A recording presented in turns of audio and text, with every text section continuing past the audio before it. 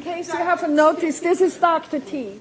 And he will show you the very best and the very simplest you can do with raw food. And the next to best. And the next to best. And it doesn't really matter, because anything, if it's simple and fun and food, it's going to be best enough. If we always strive for the best of the best and we always talk about have the best day ever, then there's no comparison anymore with what's a little less than best. And it all becomes kind of phony, like the people saying always with a big smile, I'm fabulous. And you don't really believe them. We need to have a fairly even keel approach to life. We don't want to always go to the extreme, because inevitably there will be the opposite extreme. And with regards to food, we want to keep things as simple as possible because it's doable. And it prevents us from fussing too much. So we want simplicity, but the problem is if we go too simple and we chronically repeat ourselves, we end up eating the same food again and again, and we might be either developing an allergy or a sensitivity to one of those foods that we repeat daily, or we may end up malnourished. Because where will you get all your nutrients if you're going to keep eating the same food again and again? Whereas in nature, which is really the mother of all inventions, in nature we would have a huge variety and therefore a huge constellation of nutrients that would come in. So if you simplify your food, make sure you also vary them a lot. And we'll talk about that. But let's just do some simple things. And believe me, this is the first time that I'm sitting in front of people with an apron. I've never done it before. I'm not a food kind of a guy. I'm a nutritionist. I'm a doctor and I'm a nutritionist, board certified and all that. But I even own my own restaurant in Minneapolis. It's called the Ecopolitan. It's the healthiest restaurant in the country, maybe in the world. And it's very complex and delicious and filling and satisfying organic, vegan, raw food restaurant. But I never make the food. I'm barely ever there. When I go there, it's usually at midnight to forage the kitchen and to audit the quality of the food that the staff are making. But here we have a different opportunity to share a few tidbits about healthy eating without necessarily wondering about complexity and deliciousness, just enjoying what nature has to provide us without getting into too much complexity. So the first thing we need to know is how to use our spices. Because spices give everything a flavor, but spices also are the foods that are most natural and least adulterated by humans. Spices are usually not hybridized. These are spices. The sage, the thyme, the oregano, the rosemary, these have never been hybridized. Those aromatic plants contain the highest amount of nutrients per calorie. They're extremely compatible with our physiology, and we need to use them more. We need to even identify them in nature as we go in the park. We can just pick a leaf and eat it. It might be a little strong sometime, but it will pep you.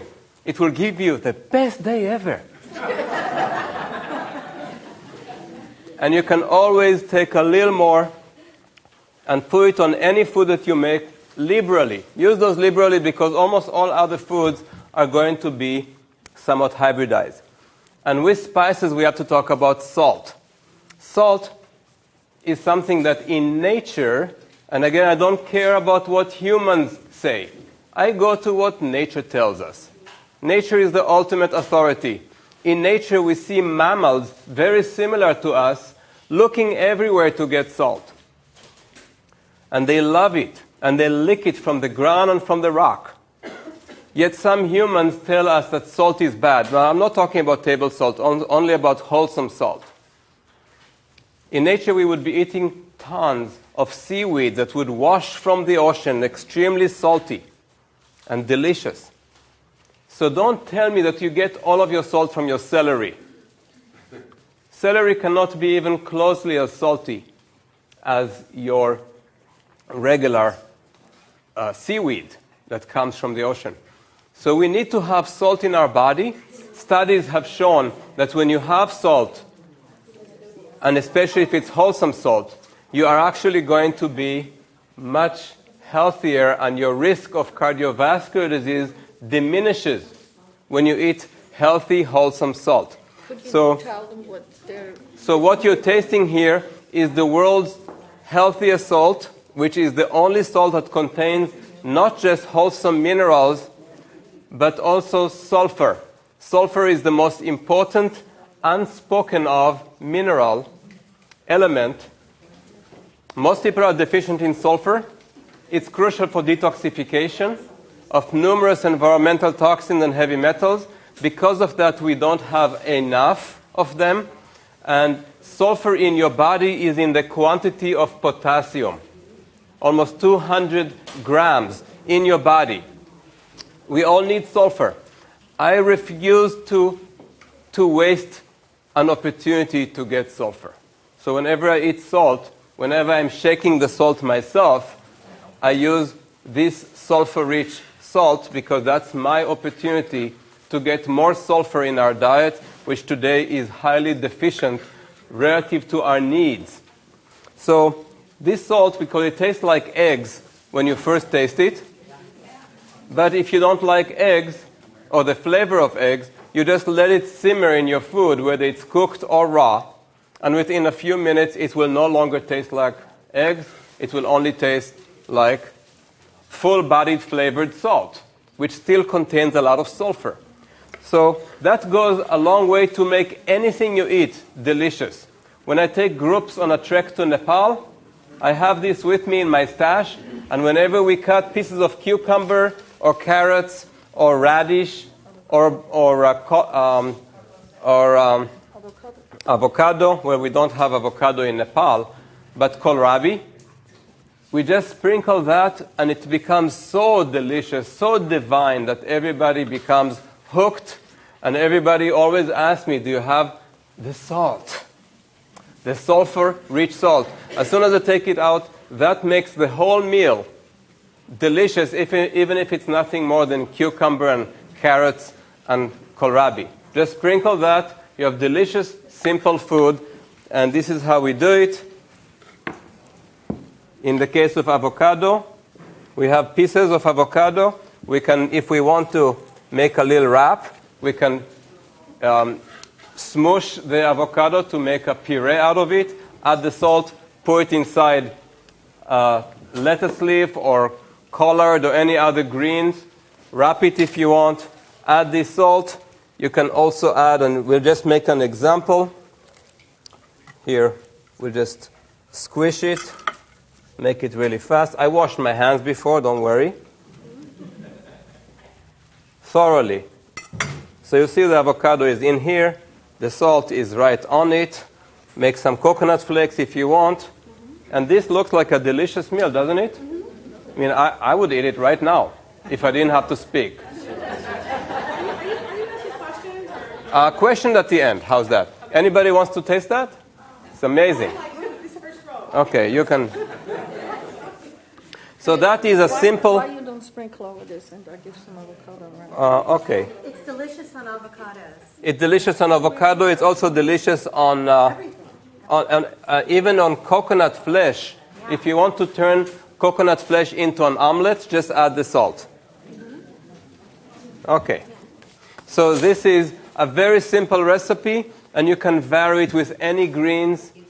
You can vary it with other types of vegetables. You can just mush some things, use your imagination, grate some carrots, and that's all you need to do. Now, we always want to create color in our food, and color is not just for the looks of it. Color in our food represents numerous pigments that have nutritional value that today we are missing. If you look at edible flowers, and these are all edible, Some of them you can recognize, some of them you might not, but you can easily see some of them on the street. Like this. This is daylily. It grows everywhere along the streets. You can take the whole flower and eat it. Delicious, sweet. So you can eat daylily. They taste so good, they're so aromatic. And nasturtium, somebody mentioned, are growing anywhere. They're so delicious, they taste like radish. So always find some delicious flowers that are growing on the side of the street. And if you can recognize them, make sure it's a street that is only occupied by horse and buggies, because you don't want to have too much of the automobile fume. No dogs.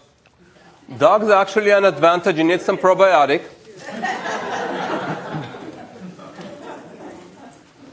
But when we go foraging in Wisconsin during the summer, because during the snow season you can only forage for snow, in the summer I take groups foraging, and one of the main foods we eat is flowers.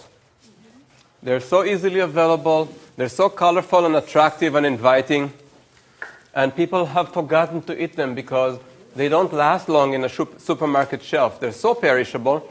They never sell them unless it's in a very tiny plastic container in the freezer or in the fridge. But in nature, it's one of the most common things that you're going to eat. It's calorically enriched. It makes us feel satisfied. It's containing a lot of complex carbohydrate, lots of soluble fiber. They're easy to eat as they are.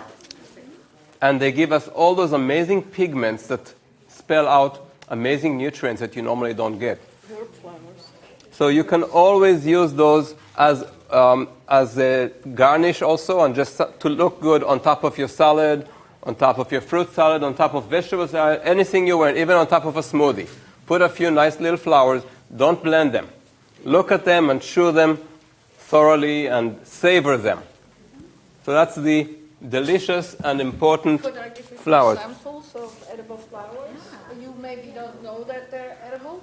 Like, that's what I do now. I thought that you would like to know that. Like geranium is okay if they're organic. Sunflowers is okay. Roses are okay. For beautiful on nutrition. And then calendula. Or passion flowers. So you have already a good array of flowers which are really close to you in the round. This looks so beautiful on a salad if it's organic, you know. By the way, notice that I had my own private stash of avocado in my own little bag, because I knew you guys are going to just consume everything. So now I'm ready to eat my own on the side while Anna is talking in the future. I'm ready. One more thing, the flowers of herbs. You know when you have a herb garden and they start to go up, those are perfect. Yes. But eat them even when they are not flowered. Always, what we did earlier, we could take a few of these and sprinkle them right on that avocado inside that lettuce wrap. That would make it so much more flavor and so much more nutrient-rich than you had before. The next thing is important also when we forage to look at things that are rich in omega-3, like purslane. Purslane is your best source of herbal and forageable omega-3.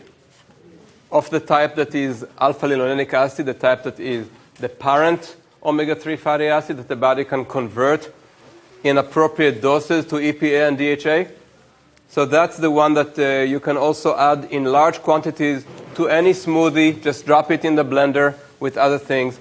Don't blend it too long because it's not very stable. And if there's too much heat, you're going to destroy it. Just like when you put flax seeds in your blender. Raise your hand if you put flaxseed in your blender. I don't recommend it. I don't. I prefer that if you want to eat flaxseed, don't do it every day, maybe once a week at the most. And then just grind it in a coffee grinder very rapidly so it doesn't get hot. And then immediately eat it. And that's it. If you want to have flaxseed, not too much, because it has so many estrogenic compounds, even more than soy. And it has also a lot of unstable fatty acids, so it won't last very long. And if you have too much of it, especially together with the proteinaceous nature of the seeds, you might be actually causing that fat to become rancid inside your body. So have them in small amount and not every day, because you'll become sensitive or allergic to them as well. They're highly proteinaceous, meaning they're highly allergenic. Over time, with repeated exposure, in nature you would never have that repetition. Allow yourself some rest from any complex food that is seed. Seeds are complex. Therefore, you should not eat the same seed every day. But this is a source of omega-3 you can eat every day, because it's very simple. It's not the seed. So anytime you have a chance, it grows all over the world. In every garden, any place where the earth was disturbed, you're going to have some purslane.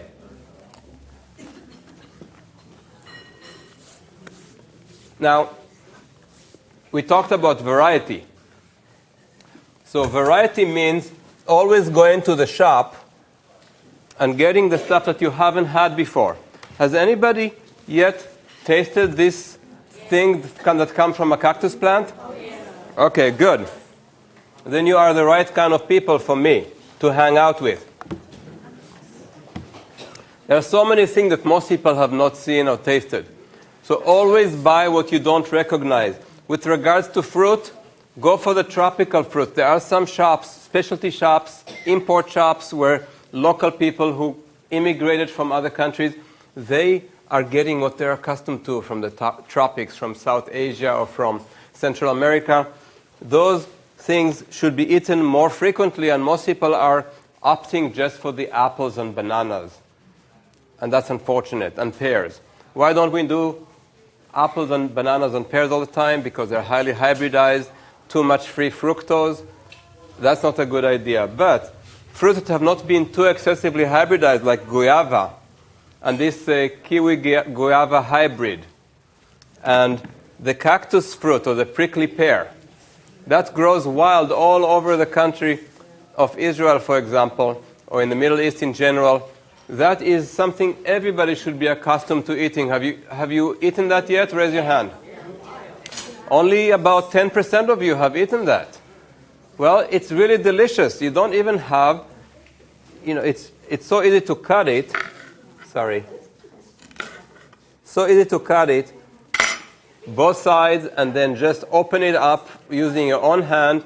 Even if it has the prickly stingers in it, you can do that very easily, and then the whole thing is edible. That's how you eat it. Here you can have a piece because you asked. But I'm going to have the rest in a minute. Another fruit, you know that sapota mami? Mami sapore? That is a part of a family of fruits that most people have never eaten. They're delicious. They're so sweet, almost like dates. But people normally don't know them in this country. They're very common in many Asian countries, and they're usually in Thailand. They have sapodillas that are a third of the size. They're delicious. You have to try them. And of course, persimmons of different types and pomegranate. Allow yourself to have the greater the variety, the better. There are so many others that you cannot pronounce. I'm not even talking about things like durian and jackfruit. Get variety of fruits. Just cutting them, adding them to a fruit salad, or just cutting them in a nice arrangement on a plate makes a delicious meal that is simple, satisfying, not hybridized, gives you a lot of energy and many nutrients. So what else do we need, right? And by the way, those fruits could go very well with avocado in a salad if you want to have more fat, if you want to have more satisfying fat that's healthy. So you don't have to just eat fruit if you feel like you need more sustainable energy. Add some fat to it, and you'll be fine. How do you eat the cactus? The cactus? No, the plant. Oh, that? You can do that. Use your teeth, or you can fillet it. People sometimes fillet it, but I would not fillet it. I would just eat the whole thing, just like you do with aloe vera, you can eat the whole thing. Or if you are very particular about your taste buds, you can just fillet it and eat the inside. I would have no problem eating the whole thing as is. You'll see that most of the important nutrients of every food are on the surface, on the outside, because that's how the plant protects itself from fungus and bacteria and other potential pathogens. So every plant that you peel, unless it's not organic and has all those toxins on the surface, if it's organic and clean, especially if it has dust, because dust is the cleanest thing you have. And bacteria are the cleanest thing you can have on your food in nature.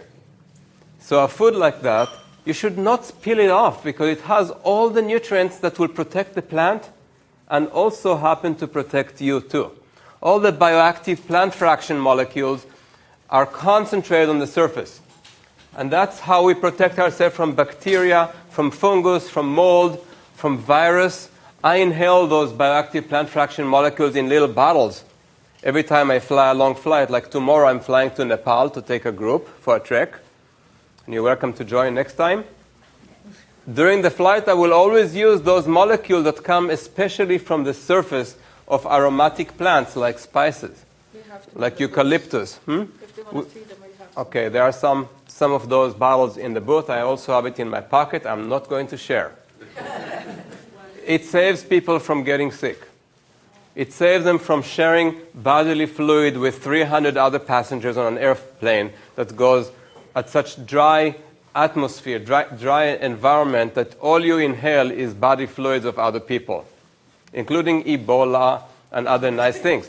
But these bioactive plant fraction molecules will eliminate anything, including Ebola. It would nothing can touch you when you inhale those things, because they have been here for millions of years to protect the plants, and that's why we want to eat what's on the surface as much as possible. And also when you juice, I don't like juicing because when you juice, you are losing a lot of those surface molecules which are attached to the fiber outside of the plant. So blend foods to replace your teeth if you have lost them or their capability, but do not juice them very much. So that's bioactive plant fraction molecules. We have them at the booth. What's the source? The source is different aromatic plants from Australia. But you can get them in any healthy plant that's growing in robust environment. In this situation, the products are made that way, but it's not relevant to food. It's more relevant to additional protection that people are not getting enough nowadays because we are not in nature anymore, and we're not inhaling those effervescent molecules that are emanating from plants, diffusing into the air that we would inhale every second of our life. Now we don't have that, especially when we're indoors or in northern latitudes, in places where there's not enough of those plants.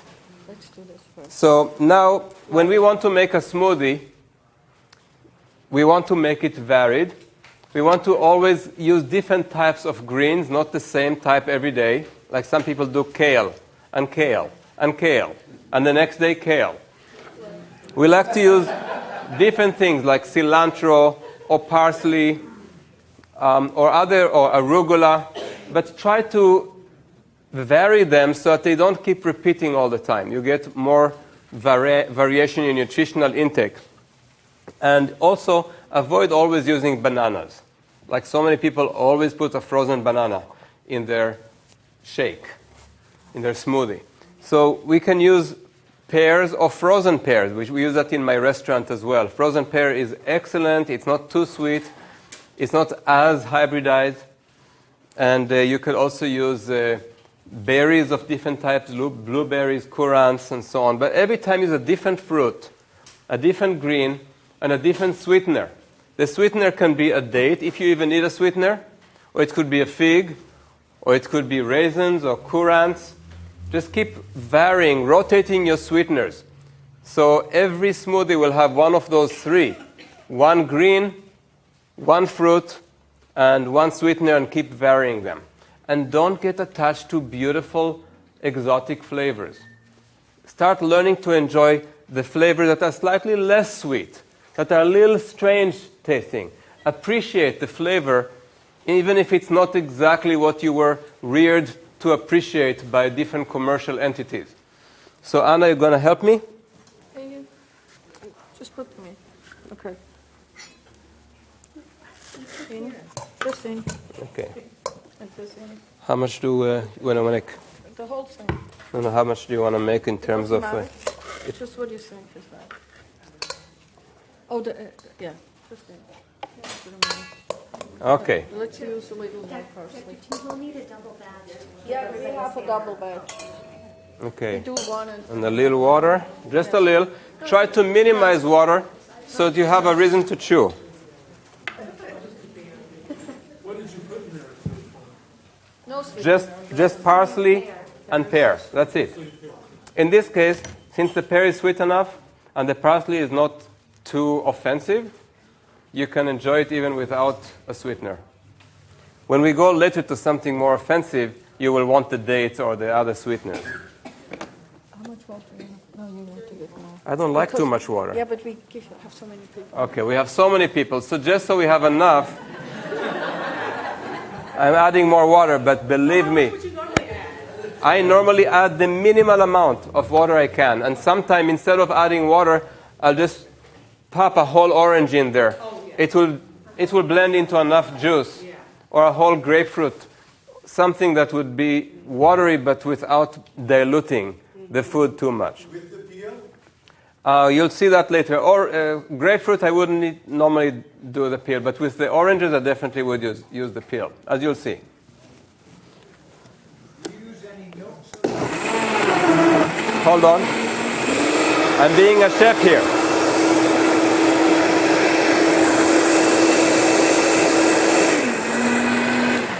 And do it as shortest amount of time necessary to make it into a smoothie, because you don't want to heat it up too much and destroy some of the nutrients. And I hope there's enough in there to make it semi-tasty. I'll put a few more pears because I suspect it's too watery now. God forbid, Chefs like stuff to taste good, and it's sometimes more important than how healthy it is. But right now we're about health.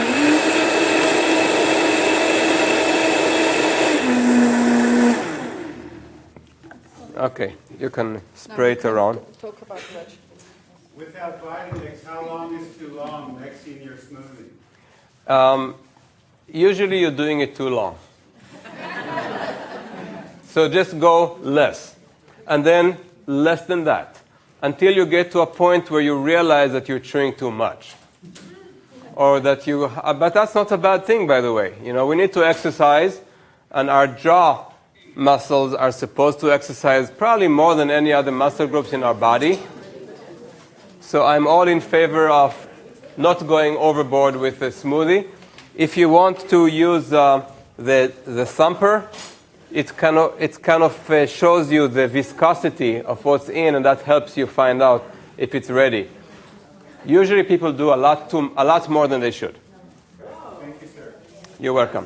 Now, we talked about variety of fruits, but we also realized that there's a huge variety of vegetables.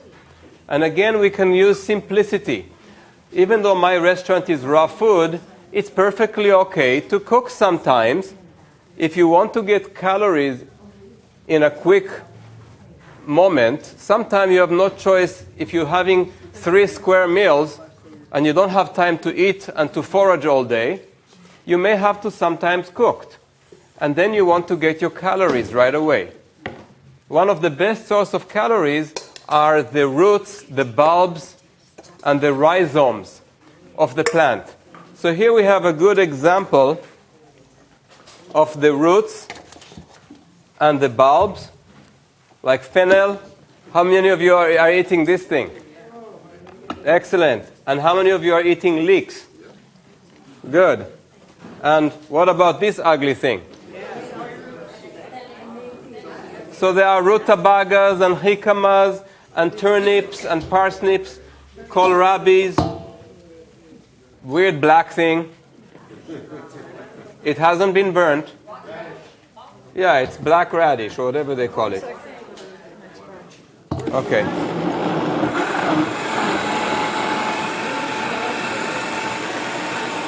Can't hear you.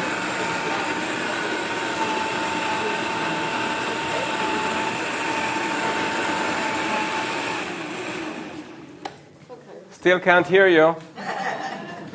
So this is actually a flower, the cauliflower. There are many types of cauliflowers. Again, increased variety and colors.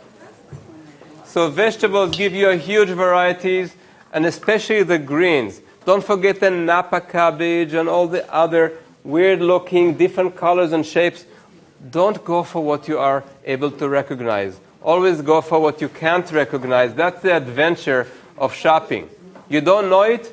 Buy it and use it somehow. Even if it means steaming it together, it takes no time at all to do a little steaming of some of those roots once you pick them. And they will give you a lot of calories. Don't forget yams and sweet potatoes and purple yams and all those different colors. In those countries where people live the longest, in Okinawa and in other locations where they're known as blue zones, they use a lot of those roots and bulbs and potato type foods and rhizomes like Jerusalem artichoke, because these give you a lot of easy calories without too much protein. So you don't get the toxic protein in high amount when you get your calories. So these and yams and so on are your best way to get quick calories right away.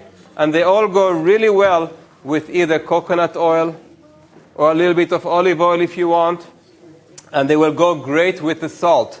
The black sulfur-rich salt that I showed you earlier is perfect on all of these vegetables when they're steamed. So feel free and use it liberally. It will give you a lot of nutrients, elements, minerals, trace elements, and sulfur.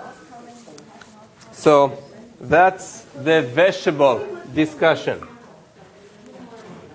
Now we want to talk a little bit about nuts. Nuts and seeds. One of the food that people are always thinking that they're missing is the all available ubiquitous milk. And even though I have forgotten what milk tastes like, since I haven't had any mammalian excretions for a long, long time, but I know that people are hooked on it as long as they have it once every month or 2 months. They will not get over the addiction. You have to avoid all dairy products for at least 6 months before your addiction is over. So if you want to temporarily go through a transition, which I don't necessarily need anymore, you don't need to substitute for something you would never have in nature. But as a transition, you might still want to do the the nut milks. And then you need to make them varied. If you repeat yourself and make almond milk, almond, I always forget that you should not pronounce the L in almond. So it should be almond, like Arnold. I'll be back. So it's almonds. And so people are using almonds all the time to make milk, and then they become sensitive or allergic to those almonds.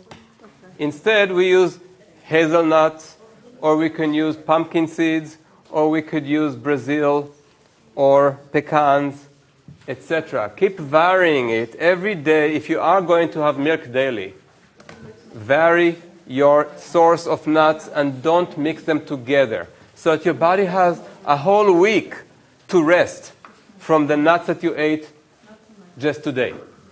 Since every day is a totally different nut. That's crucial. And some people like to strain it to have it really milky, but I prefer to keep it thick and chewy.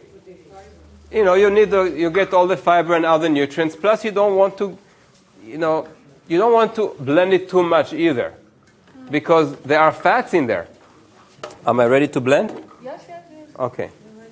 And sometimes I like to add, if I'm going to make a milk, in my restaurant we add a little bit of vanilla. One more.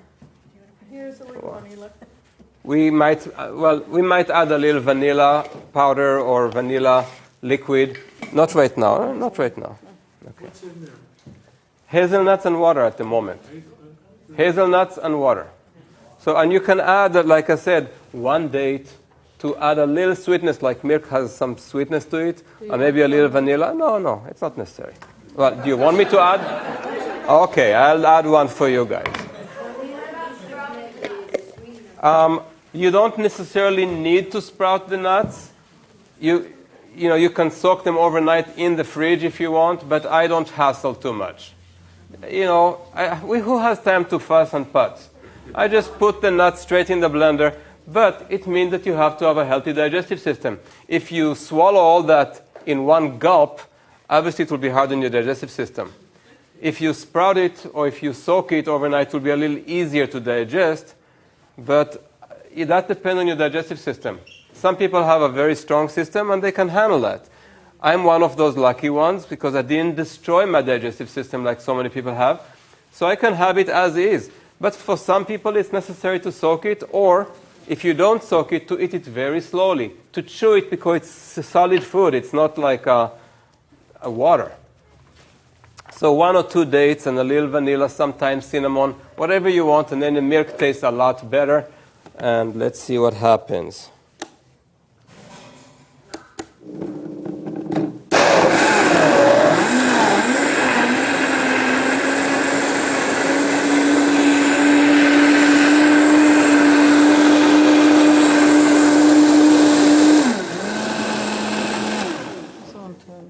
Now, you see that it's still kind of cloudy. I like it this way. It didn't go for too long. It's thicker. To me, it would be more delicious, and you'll have to chew a little bit, which would make it easier to digest if you didn't soak it. Remember that when you soak nuts, there's a much higher likelihood that over a short period of time they'll go rancid, because now the oxygen availability to the fat is much higher. So the fats will go rancid, oxidize very quickly. So I'm going to show you the difference that I would prefer without this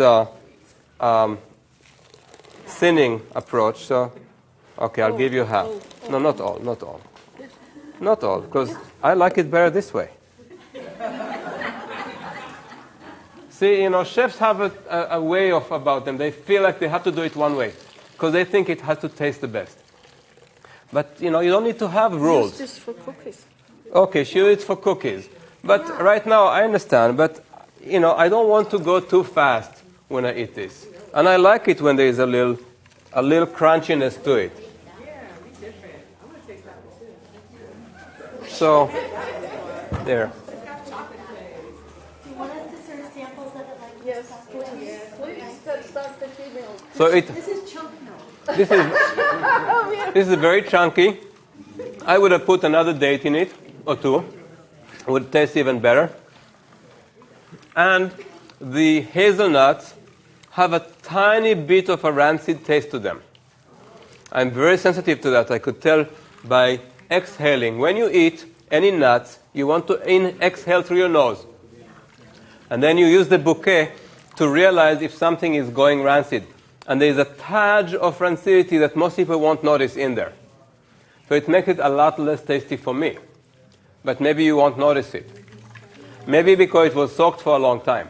If it was soaked and also dehydrated, all nuts should not be dehydrated. If you use nut crackers and make all kind of cookies with nuts or granola with nuts, you put it in a dehydrator, they go rancid. Just like roasting. When you roast nuts, you don't tell that they're rancid anymore, but they sure are. And that fat incorporates into your skin, into your brain. I'll talk a little bit about it during my lecture right after this presentation about the science of the skin, and you'd realize how important it is not to eat rancid nuts and seeds, which this has a little bit in it. So, but that's up to you if you still want to taste it. So is this nut milk toxic? Rancid fat could be toxic, but in a small amount. But it's toxic without killing you, so a lot of people think that it's not too bad, and most people eat toxins like that all day long, every time they have a trail mix, every time they have those power bars or those raw food bars that have been dehydrated, they have all those rancid fats in them, and they just cause themselves to degenerate prematurely. The skin ages faster. The whole body ages, and the cell membranes are not working optimally, but they still feel alive until they degenerate and feel diseased, and that takes a while. So people are doing it all the time without thinking much about it. But if we are, that's for my next one. Okay. So another thing you want to avoid whenever you make milks or smoothies is all the syrups. Never use agave. Agave is one of the worst things you can do with regards to anti-aging. Agave and maple and yacon, all of those syrups that are made for you, that are very cheap, that come from industry, have such a high amount of fructose in them, free fructose, that they end up causing some of the most inflammatory and aging molecules in our diet. That's why whenever you go to a raw food restaurant, almost always they add agave in there. People have been brainwashed in the last 5 years to think that agave is fine. Well, it isn't. So don't use any syrups. The only thing you're allowed to use is wholesome dates or figs or wholesome fruit that can be blended in, making things a little sweeter, instead of using any kind of syrups. Even coconut nectar is horrible. And this coconut nectar is used a lot in raw food places. Most of the chefs who are using coconut nectar have been lied to, and they believe it's raw, but it is not. It's not raw, it's highly cooked and concentrated from something that is almost water-like into something that is so sweet. So completely necessary to avoid. So I don't like any sweeteners that have no calories associated with them. I don't care. Okay, so that's about sweeteners. Just use fruit. In my restaurant, all of our desserts, our cheesecakes, our pies, our bars, everything is made just with fruit as sweeteners. Nothing else. No stevia, no any nectar or any syrup. Not necessary. It tastes much better without them. Much, much better. And also you don't want to use stimulants if you want to be healthy. Stimulants will get you to that extreme state of, I'm fabulous, like people do. But it has also bring you to the opposite extreme rapidly. Okay, so I'm told to start showing you what I like to do when I feel like doing an immune boost. An immune boost that tastes good to me and that can be done very quickly if you're lazy. And it gives you a chance to eat many things you normally wouldn't have. So when I go to Minneapolis and I have 2 days in my restaurant, I sometimes go in there and pretend like I'm one of the chefs and make this for myself. So I just take a couple of oranges and I don't even peel them, but you know, this one, I might just take the edges, and if there's something that looks obviously bad, I might peel a little bit of it like that, and then the rest of it I just throw in the blender. I might do it with another one, although of course the variation will count. And why am I doing it with the peel? Because the peel has all those bioflavonoids. The orange peel that they use often also in gourmet food, they only grate a little bit of it. Well, you don't have to grate it. Let the blender do the job. And then, of course, we have all those amazing bioflavonoids that are strong and healthy for the immune system together with vitamin C in lemon and lemon peel. So again, just take out the edge and put in the lemon with the peel. The seeds are going to be perfectly fine. Have you heard of grapefruit seed extract? So, who cares? Put it in the blender. Now, have you heard of hot pepper? Yeah. Now, hot pepper and jalapenos are delicious, but people are shying away from them because they're hot. But they're so good in terms of bringing the circulation and having different components that are boosting immune function. So when you're going to go into a long trip and you don't want to get sick, or you want to go on a flight, it's great to have a lot of this hot jalapeno in there. 2 batches, so keep this for the second. I cleaned some of the seeds, but I'm not making a fuss of a few seeds getting in there. Is that a different variety of jalapeno? Well, there are different hot pepper, whatever she bought in. I mean, there are smaller ones that I like. The smaller one we have in my restaurant, so I just use that. And then, because it's going to be so strong, it's going to wake you up. Why not add some garlic cloves? How about 4 of them? How about 5? For the road. How about 6? Just for the road. Okay. Then, You can use this, yeah. then, these are vanilla beans. And so they can come in powder. You can pulverize them yourself. It's cheaper, or you can get the vanilla extract that is in alcohol extract, which is also fine for flavor. So you add some vanilla and some cinnamon. These are always good for the immune system. Vanilla and cinnamon are good, and of course some ginger. And of course you can fuss a lot about peeling the ginger, but we don't have to work so hard. Maybe I took a little bit of it out, but to avoid wasting time, because I'm a horrible person when it comes to time. I want to be efficient. So I'll just throw the whole thing after cutting a few times and put this whole thing in there. And now you just need a sweetener. The sweetener that will make it all possible. And that will be the dates. Just half, because the other half, sorry. The other half. This is not enough, Second but batch for everyone. okay. The oranges are going to make it kind of sweet as well. Now these have been in water and they're kind of mushy.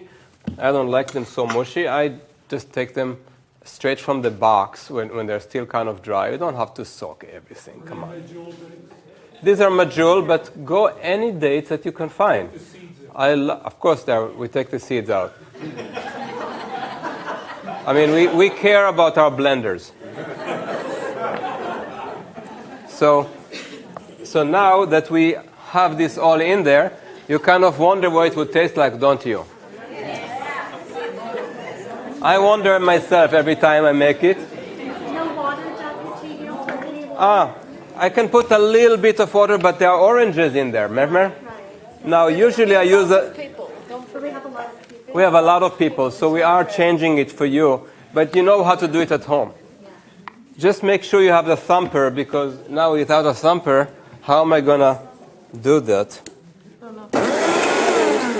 just goes up and then it turns down. Yeah, but it's not going to. I need a thumper. There is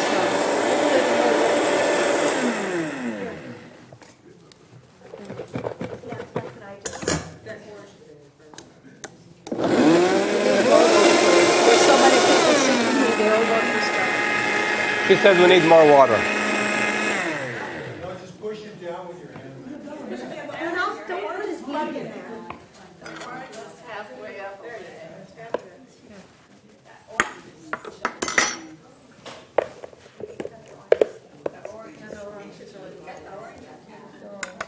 Well, normally I don't like to fuss, but with a thumper,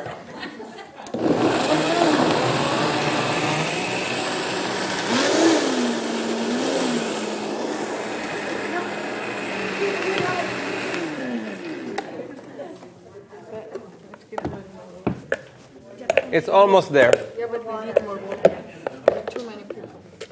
See the orange clumsy. But it will not taste good with all that water. That's But fine. I will take the orange out and cut it into pieces. No, now it's going to do it. Okay. Add a little more water. Okay. Still good.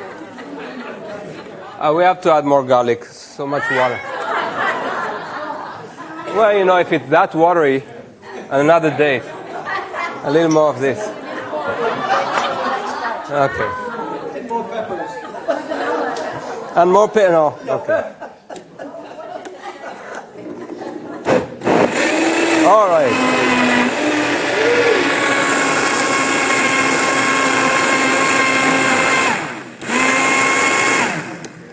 Okay. Let's see if it's everything we hope for. It's promising.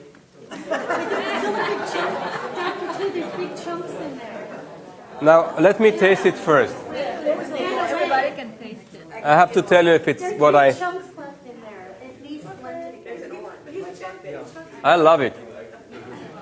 One more blend. I want to authentically taste it like that. There's a big orange.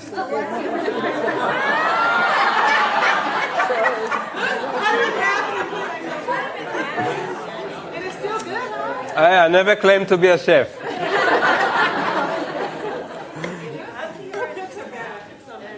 Okay. I knew that it was not as sour as I wanted it to be. I know. Watch this thing. They say. What about that other piece of lemon? It's okay.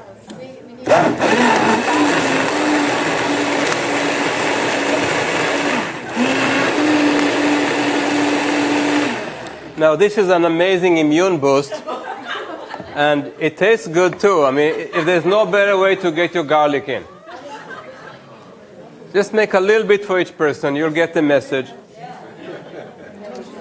And you know, after you do it once, you can become more adventurous and risque and use the whole thing.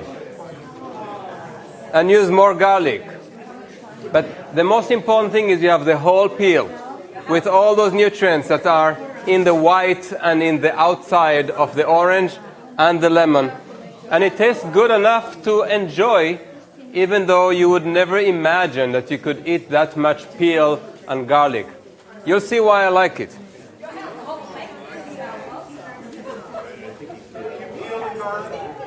No.